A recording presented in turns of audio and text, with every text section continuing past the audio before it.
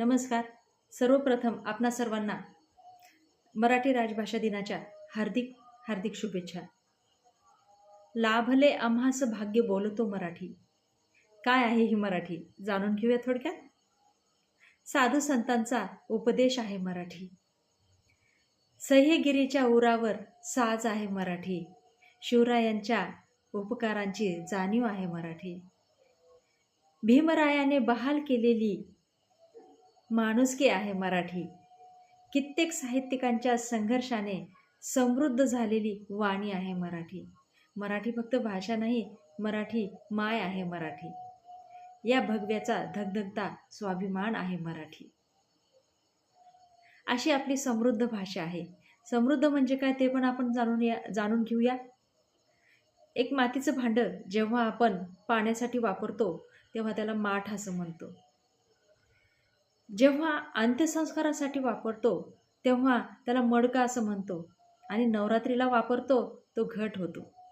संक्रांतीला ते सुगडं म्हणून पूजलं जातं. तर दहीहंडीला हंडी म्हटलं जातं. तेच दही विरजन लावायचं असेल तर त्याला गाडगं म्हटलं जातं. आणि चहा पिण्यासाठी कुल्हड म्हटलं जातं. लग्नविधीसाठी अभिघ्न कलश असं म्हटलं जातं. अशी ही आपली माय मराठी समृद्ध आहे.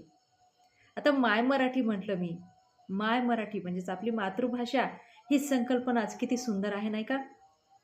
या जगात शेकडो भाषा आहेत, पण तरीही या एकाच भाषेला पवित्र नात्याची उपमा दिली गेलेली आहे, ती म्हणजे आईची. एक अशी जी मातृत्वाची भावना जागवते ती भाषा म्हणजेच मराठी. कोणत्याही भाषेचे मोठेपण त्या भाषेच्या साहित्यिकावरती आणि ते टिकवून ठेवणाऱ्या साहित्यावर व साहित्यिकावर अवलंबून असते. आपल्याकडे संत काव्यापासून पंत काव्यापर्यंत, मध्ययुगीन काव्यापासून ते आधुनिक काव्यापर्यंत विविध रचना साहित्यिकांनी केलेली आहे.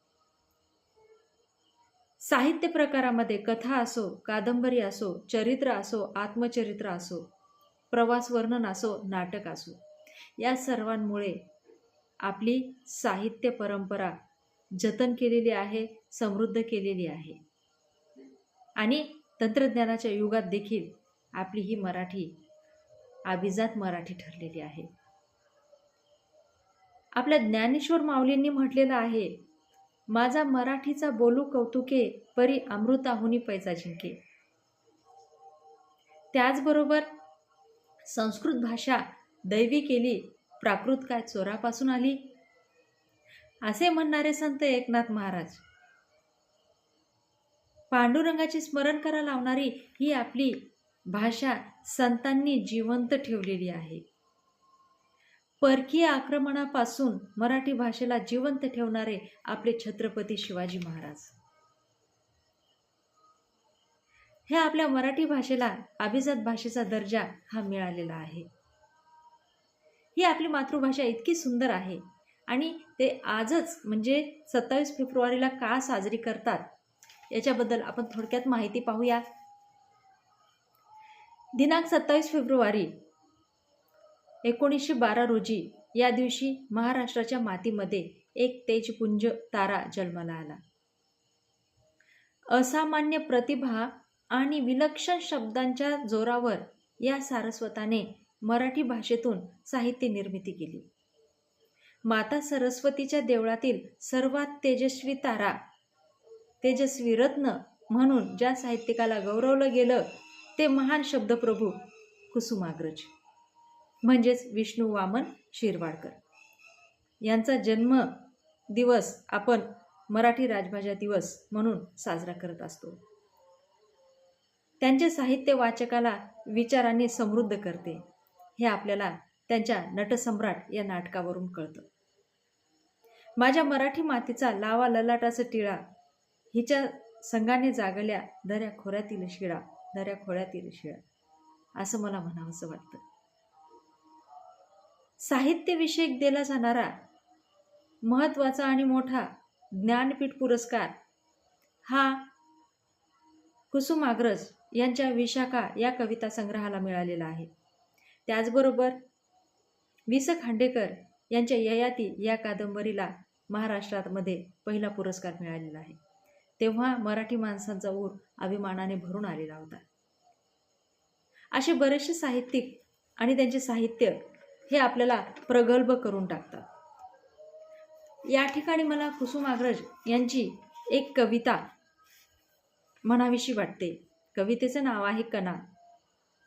ओळखलत का सर मला पावसात आला कोणी, कपडे होते कर्दमलेले केसावरती पाणी, क्षणभर बसला नंतर हसला बोलला वरती पाहून, गंगामाय पाहुणी आली गेली घरट्यात राहून, माहेर वाशिन पोरीसारखी चार भिंतीत नाचली, मोकळ्या हाती जाईल कशी बायको मात्र वाचली, भिंत खचली चूल विजली होते नव्हते नेले, प्रसाद म्हणून पापण्यामध्ये पाणी थोडे ठेवले, कारभारणीला घेऊन संगे सर आता लढतो आहे, पडकी भिंत बांधत आहे चिखल गाळ काढतो आहे, खिशाकडे हात जाताच हसत हसत उठला, पैसे नकोत सर जरा एकटेपणा वाटला, मोडून पडला संसार तरी मोडला नाही कणा, पाठीवरती हात ठेवून नुसते लढ म्हणा, पाठीवरती हात ठेवून नुसते लढ म्हणा.